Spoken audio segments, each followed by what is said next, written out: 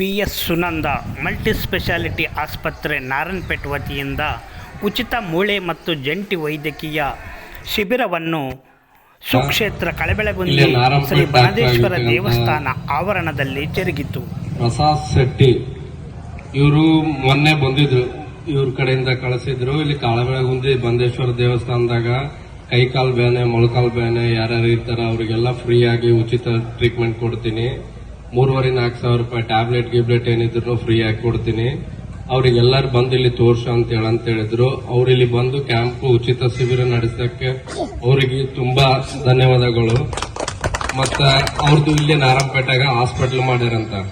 ಇಲ್ಲಿ ತೋರ್ಸರಿ ಇಲ್ಲಿ ಏನೇನ್ ಆಗ್ತದ, ನಿಮ್ಗೆ ಎಷ್ಟೆಷ್ಟು ಅನುಕೂಲ ಆಗ್ತದ, ಆರಾಮ ಆಗ್ತದ ಅಂತಂದ್ರೆ ಇನ್ನ ಹೆಚ್ಚಿಂದ ಏನಾದ್ರು ಟ್ರೀಟ್ಮೆಂಟ್ ಬೇಕಾಗಿತ್ತು ಅಂದ್ರೆ ನಾರಾಯಣಪೇಟೆಗ ಒಂದು ಮಲ್ಟಿ ಸ್ಪೆಷಲಿಸ್ಟ್ ಹಾಸ್ಪಿಟಲ್ ಮಾಡ್ರ, ಅಲ್ಲಿ ಹೋಗಿ ನೀವು ತೋರ್ಸ್ಕೊಂಬರ್ರಿ. ಈಗ ಇಲ್ಲಿ ಇವ್ರು ಬಂದು ಈಗ ಎಲ್ಲರಿಗೂ ಚೆಕ್ ಮಾಡ್ತಾರ. ಚೆಕ್ ಮಾಡಿ ಏನೇನಾದ, ಏನೇನ್ ಕೊಡಬೇಕು, ಏನೇನಿಲ್ಲ, ಏನೇನ್ ತಿನ್ಬೇಕು, ಏನೇನಿಲ್ಲ ಎಲ್ಲರೂ ತಿಳಿಸ್ತಾರ. ಎಲ್ಲರೂ ಈ సేవను ఉపయోగిస్తారు ಅಂತ ಹೇಳ್ತಾ ನನ್ನ మాటను ముగిస్తాను.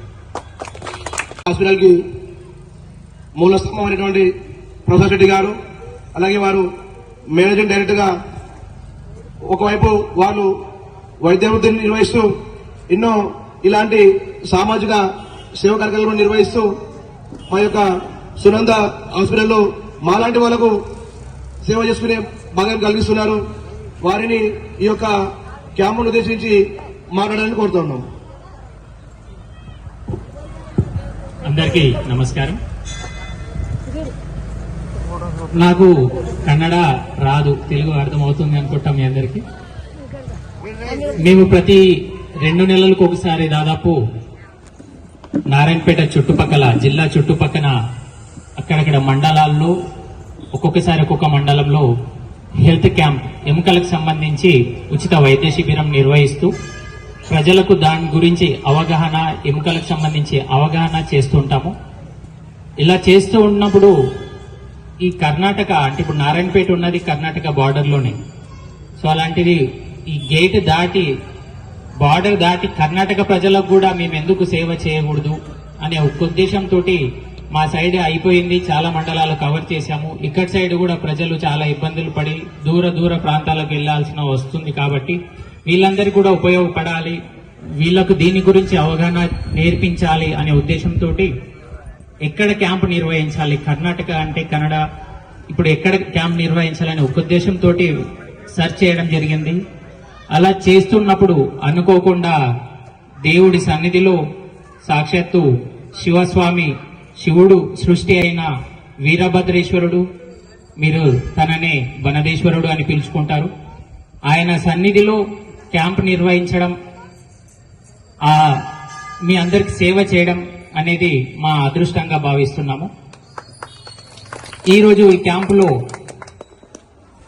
ఏదైతే టెస్ట్ నిర్వహిస్తున్నామో బిఎండి అంటే ఎముకల సాంద్రత, మన ఎముకలు ఎంత గట్టిగా ఉన్నాయి, ఎప్పుడైనా అనుకోకుండా కింద పడితే విరుగుతాయా లేదా, వాటిలో కాల్షియం లెవెల్స్ ఎలా ఉన్నాయి అని ఒక అవగాహన మీ శరీరం గురించి మీకు తెలియాలనే ఒక ఉద్దేశంతో ఒక పరికరాన్ని తీసుకుని రావడం జరిగింది. ఈ టెస్ట్ సాధారణంగా ఎక్కడ జరగదు. నారాయణపేట, మహబూబ్ నగర్ ఎక్కడ ఉండదు. హైదరాబాద్ లో దాదాపు 2 నుంచి 3 ప్లేస్లలో ఉంటుంది. లేదంటే మళ్ళీ బాంబే, పూణే అట్లా పెద్ద మహానగరాలకు వెళ్లాల్సి వస్తుంది. ఈ టెస్ట్ చేసుకోవాలనుకున్న దాదాపు 3,500 నుంచి 4,000 కేవలం ఆ ఒక్క పరీక్షకే ఉంటుంది హాస్పిటల్లో. దాంతో పాటు ఇక్కడి నుంచి వెళ్లడం రావడం ఒక రోజు అంతా పోతుంది. అలా ఈ ప్రజలు వెళ్ళలేరు అంత దూరంగా అనే ఒక ఉద్దేశంతో మేమే ఆ కంపెనీ వాళ్ళకి రిక్వెస్ట్ చేసి మా తరపు నుండి మీరు రావాలి తప్పకుండా అని చెప్పేసి అడిగిన వెంటనే కాదనకుండా మనకు సపోర్ట్ చేస్తున్న గెవిన్స్ ఫార్మా వాళ్ళకి కూడా మా హాస్పిటల్ తరపున ప్రత్యేక ధన్యవాదాలు. ఈ క్యాంపులో మీ ఎముకలు అనుకోకుండా పడినప్పుడు విరుగుతాయి, ఏం చేయాలి? ఒకప్పుడు అతి పురాతన కాలంలో విరిగినప్పుడు మనం చెట్టు మందు అది ఇది అన్నట్టు చేసుకుంటుండే, ఎందుకంటే అప్పట్లో డాక్టర్స్ ఎవరు లేరు. కానీ ఇప్పుడు ఈ మధ్య కాలంలో మీరు వింటూనే ఉన్నారు, సీట్లు, ఎంబీబీఎస్ సీట్లు అంటే డాక్టర్స్ చదవడానికి సీట్స్ అనేది చాలా చాలా చాలా పెరిగిపోయాయి. ఎందుకు పెరిగాయి అంటే ప్రతి ఒక్కరికి ఒక నాణ్యమైన ఒక మంచి వైద్యం అందాలనే ఒక ఉద్దేశంతో గవర్నమెంట్ కూడా సీట్స్ అనేది పెంచడం జరుగుతుంది. ఇంతకుముందు ఒక 2-3 ఊర్లకు గెలిచి ఒక ఆర్ఎంపీ దొరకడం అంటే అదృష్టం భావిస్తుండే. అలాంటిది ఇప్పుడు ప్రతి గల్లీకి ఒక ఎంబీబీఎస్ డాక్టర్ పుట్టుకొస్తున్నారు. అంతగా మారిపోతుంది మన వైద్య రంగం, అంతగా డెవలప్ అవుతుంది. సో ఇలాంటి టైంలో కూడా మనం మళ్ళీ తెలియక చెట్ల మందులు అవి ఇవి అన్ని తీసుకొని మీ ఎముకలు వంకరగా అతకడం లేక అతకకుండా ఉండడం, దానివల్ల మీరు జీవితాంతం కుంటుతూ బాధపడుతూ మీ పనులు మీరు సరిగా చేసుకోకుండా ఉండడం వల్ల మీ ఫ్యామిలీస్ అనేది, మీ కుటుంబాలు చాలా బాధను అనుభవిస్తాయి. ఆ ఉద్దేశంతో ఇప్పటికీ ప్రజల్లో అవగాహన తీసుకురావాలని నిరంతరంగా మేము క్యాంపు నిర్వహిస్తూ, ఎప్పుడైనా డాక్టర్ని సంప్రదించండి. మీకు ఏ ఇబ్బంది ఎక్కడ ఉన్నా, ఎముకలకు సంబంధించిన ప్రాబ్లం ఉంటే ఎముకల డాక్టర్, చిన్నపిల్లల ప్రాబ్లం ఉంటే చిన్నపిల్లల డాక్టర్, అట్లా ప్రతి దాంట్లో ఒక్కొక్క స్పెషాలిటీ ఉంటుంది. ఆ ఉద్దేశంతో ఎప్పుడు నాటు వైద్యం అనేది చేసుకోకండి. ఇప్పుడు నేనే ఉన్నాను, నాకేమన్నా అయ్యింది అని అంటే నేను ఇంకొక డాక్టర్ దగ్గరికి వెళ్తాను కానీ నాటు వైద్యుడి దగ్గరికి వెళ్ళను. అదే నాటు వైద్యుడి దగ్గరికి మీరు ఎప్పుడైతే వెళ్తుంటారో ఆయనకి ఏమన్నా అయిందని అంటే ఇంకో నాటు వైద్యుడి దగ్గరికి వెళ్తాడా? ఎక్కడికి వెళ్తాడు? ఆయన హాస్పిటల్కి వస్తాడు. సో అలాంటప్పుడు ప్రాబ్లం అనేది ఆయన చేసేది తప్పు అని వాళ్ళకు తెలుసు, కానీ ప్రజల అమాయకత్వాన్ని ఉపయోగించుకొని ఈ రోజు వాళ్ళు ఊరూరా అక్కడక్కడ చాలా ప్లేసుల్లో ఇలాంటి ప్రాబ్లమ్స్ క్రియేట్ చేస్తూనే ఉన్నారు. ఇంకా కాలం మారింది. ఒకప్పుడు ప్రపంచ యుద్ధాలు జరిగే సమయాల్లో డాక్టర్ లేక ఎమర్జెన్సీగా అప్పటికప్పుడు అన్నట్టు ఏదో రాళ్ళు కట్టెలు అట్లా పెట్టి కడుతుండే, కానీ ఇప్పుడు డెవలప్మెంట్ అనేది చాలా ఎక్కువైంది. ఒకప్పుడు ఒకరితో మాట్లాడాలంటే ఉత్తరాలు రాసుకోవాల్సి ఉండే, తర్వాత ఫోన్లు వచ్చినాయి. ఇప్పుడు వీడియో కాల్ సెకండ్లలో ఎవరు ఎక్కడున్నా, ఏ ప్రపంచంలో ఏ మూలన ఉన్నా వీడియో కాల్ మాట్లాడుకుంటున్నాం. అంతగా మనం ప్రపంచం డెవలప్ అవుతుంది, కానీ మన ముఖ్యమైన ఆరోగ్యం గురించి మాత్రం మనం ఇంకా డెవలప్ కాకుండా వాళ్ళ దగ్గరికి వెళ్తున్నాం. ఇది మాత్రం దయచేసి చేసుకోకండి. మీ జీవితాల్లో ఏదైతే దేవుడిచ్చారో అది చాలా ముఖ్యమైనది. వీటితో పాటు చిన్నగా 1-2 నిమిషాలు మాట్లాడి ముగిస్తాను. మీ అందరికి తెలిసింది, నాకు ఇప్పుడిప్పుడు తెలిసింది, సాక్షాత్తు బనదేశ్వరుడు వీరభద్ర స్వామి టెంపుల్, వీరభద్రేశ్వరుడు గురించి స్టోరీ తెలుసా? చెప్పాలా 1 నిమిషం ఎవరికి? సో దక్షిణుని కూతురు అయినటువంటి సతీదేవికి, ఆ సతీదేవి చిన్నప్పటి నుండి శివుడిని ఆరాధిస్తుంటుంది. సో ఆ సతీదేవికి వివాహం చేయాలని స్వయంవరం పెట్టినప్పుడు దక్షిణుడు అందరికీ సమాచారం అందిస్తాడు. 30 దేవతలకు, ఇతర రాజులకు, రాజ్యాలకు, ప్రతి ఒక్కరికి స్వయంవరంకు రావాల్సిందిగా ఆహ్వానం అందిస్తాడు. కానీ ఒకే ఒక్కరికి మాత్రం ఆహ్వానం అందాడు, అది సాక్షాత్తు శివుడు. కానీ ఇది తెలుసుకున్న సతీదేవి, నాకు ఎలా అయినా శివుడినే ఆరాధిస్తున్నాను, శివుడే నా భర్తగా ఉండాలని తన మెడలో ఉన్న దండ తీసేసి విసిరేస్తుంది. స్వామి స్వీకరించు దీన్ని. ఆ విసిరేసిన దండ వెళ్లి శివుని మెడలో పడిపోతుంది. అప్పుడు ఆ శివుడు ఆ దండతో అక్కడ ఉన్న స్వయంవరం జరుగుతున్న సభకు వచ్చేసి నిల్చుంటాడు. తప్పని పరిస్థితుల్లో దక్షిణుడు తప్పకుండా ఇంకా అల్లుడిగా స్వీకరించాల్సిందే అని శివుడిని స్వీకరిస్తాడు. తర్వాత కొన్ని రోజుల తర్వాత ఆయనకు మాత్రం అసలు ఇష్టం ఉండదు తన కూతుర్ని శివునికి ఇవ్వడం. ఆ ఉద్దేశంతో ఒక యజ్ఞాన్ని తలపెడతాడు. ఆ యజ్ఞం పేరే, ఆ యజ్ఞం ఏదైతే తలపెట్టింటాడో ఆ యజ్ఞానికి శివుణ్ణి ఇన్వైట్ చేయడు, అంటే పిలుపు ఇవ్వడు, రమ్మని ఆహ్వానించాడు. కానీ తన తండ్రి నిర్వహిస్తున్న యజ్ఞానికి తప్పకుండా నేను పోవాలనే ఉద్దేశంతో పిలుపు లేకున్నా కూడా సతీదేవి ఆ యజ్ఞానికి వెళ్తుంది. అక్కడ 30 దేవతలు అందరూ ఉంటారు.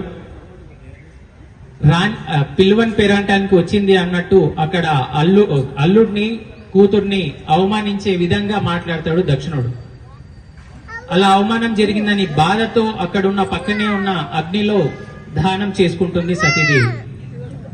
అలా దహనం చెందిందని తెలుసుకున్న శివుడు కోపంతో అక్కడికి వచ్చి తన కేశాలు, అంటే వెంట్రుకను తీసుకొని ఒకటి గట్టిగా భూమి మీద కొడతాడు. ఆ కోపంలో నుంచి పుట్టుకొచ్చిందే సాక్షాత్తు వీరభద్రస్వామి, భద్రకాళీదేవి. ఆ వీరభద్రస్వామి అక్కడున్న దక్షిణుడు ఏదైతే చేస్తున్నాడో వాళ్ళ రాజ్యానికి విరుద్ధంగా తను కోపాదృప్తుడై తనకు తోడుగా భద్రకాళి వీళ్ళిద్దరు కలిసి రాజ్యాన్ని మొత్తం అతలాకుతలం చేసి దహనం చేస్తుంటారు. ఆ దహనాన్ని ఆపడానికి చంద్రుడు కాని, అగ్నిదేవుడు కాని, సాక్షాత్తు విష్ణు దేవుడు వచ్చినా కూడా ఆ యజ్ఞాన్ని ఈయన చేసే ధ్వంసాన్ని ఆపలేకపోతారు, దక్షుణ్ణి కాపాడుకోలేకపోతాడు. చివరగా నారాయణుడు తన సుదర్శన చక్రాన్ని కూడా విసురుతాడు, ఆ చక్రాన్ని కూడా మింగేస్తాడు వీరభద్రుడు. అంత కోపంతో ఆయన చేసింది తప్పు అనే ఉద్దేశంతో ఆ రోజు అలా చేసిన తర్వాత ఇంకా ముక్కోటి దేవతలు అందరూ కూడా మేము దీన్ని ఈయనని ఆపలేం, మన వల్ల కాదు అన్నట్టు అందరూ పారిపోతారు అక్కడి నుండి. అప్పుడు తనకు కావాల్సినంతగా మొత్తం సంహరించి దక్షిణుడిని చంపేసి అక్కడి నుంచి కైలాసానికి వెళ్ళిపోతాడు. కైలాసానికి వెళ్ళి ఏ గ్రహంగా మారిండు వీరభద్రుడు? అంగారక గ్రహం. ఇప్పుడు మనమైతే అంగారక గ్రహం అని పిలుచుకుంటామో ఆ సాక్షాత్తు వీరభద్రుడే. సో అంతటి వీరభద్రుడే ఇక్కడ మీ ఊర్లో ఈ ప్లేస్ లో కొలువు తీరడం ఈ ప్రాంత చుట్టుపక్కల ప్రజలు, మా నారాయణపేట జిల్లా ప్రజలకు కూడా ఆనందంగా సంతోషం వ్యక్తం చేస్తున్నాం. వీరభద్ర స్వామిని నాకు తెలియని క్వశ్చన్ ఒకటి ఉండే, వీరభద్ర స్వామి బనదేశ్వర టెంపుల్ గా ఎలా మారింది అని. ఇందాకే అయ్య గారు చెప్పారు ఇక్కడ వనం ఉండింది, మొత్తం ఇంతకుముందు చెట్లు అవన్నీ ఎక్కువ ఉండే. సో బన అంటే వనం, ఆ ఉద్దేశంతో వీరభద్రేశ్వరుని బనదేశ్వర అని పిలుచుకున్నారని నేనే ఈరోజు తెలుసుకున్నాను. ఈరోజు క్యాంపుకు వచ్చిన మీరందరికీ మరొకసారి ధన్యవాదాలు తెలుపుకుంటూ క్యాంపు స్టార్ట్ చేస్తామని తెలియజేస్తాను. Thank you.